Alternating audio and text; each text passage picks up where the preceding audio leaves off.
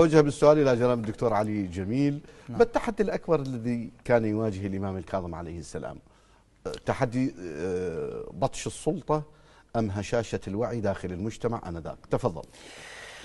حقيقة يعني الاثنين، باعتبار أنه خطر السلطة كبير جدا، وبنفس الوقت المجتمع أو تركيبة المجتمع اللي كان حقيقة يعاني الإمام موسى بن جعفر في كيفية إعادة الوعي وتربية الأمة على هذا الوعي، باعتبار أن البعد السياسي أو بطش السلطة هذا شيء متعارف عليه يعني، لكن المشكلة تكمن في التركيبة الاجتماعية، باعتبار أن هناك فعل تاريخي بطيء.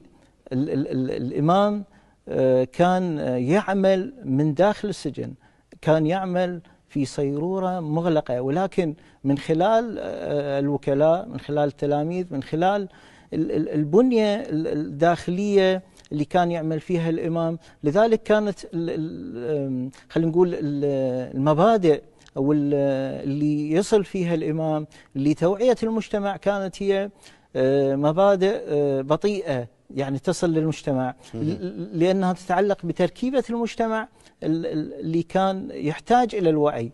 وحقيقة هذه سببت خطورة ومشكلة وتأخير في وصول الأفكار أو وصول الرؤى اللي كان يسعى لها الإمام سلام الله عليه. طيب، يعني تركيبة المجتمع برأيك، ونحن نعيش في القرن 21، لكن عملية استدعاء النموذج عملية حاصلة، بدليل أننا الآن نجتمع لاستدعاء نموذج الإمام الكاظم عليه السلام لمعالجة تلكؤات موجودة في المجتمع.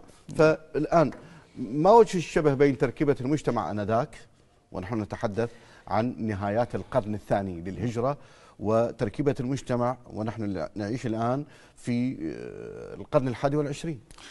بالضبط دكتور، يعني أقول بأنه هناك اختلاف، واختلاف جذري يعني صراحة، ولكن المشكلة ما تكمن يعني بعد في قضية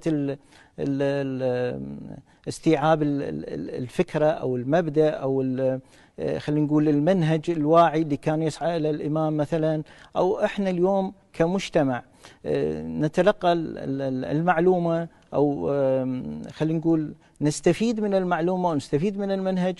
صار أكو تغيير كبير جدا يعني في استلام المعلومة، ولكن توظيف المعلومة بشكلها الصحيح هذه هي المشكلة اليوم اللي تواجهنا احنا.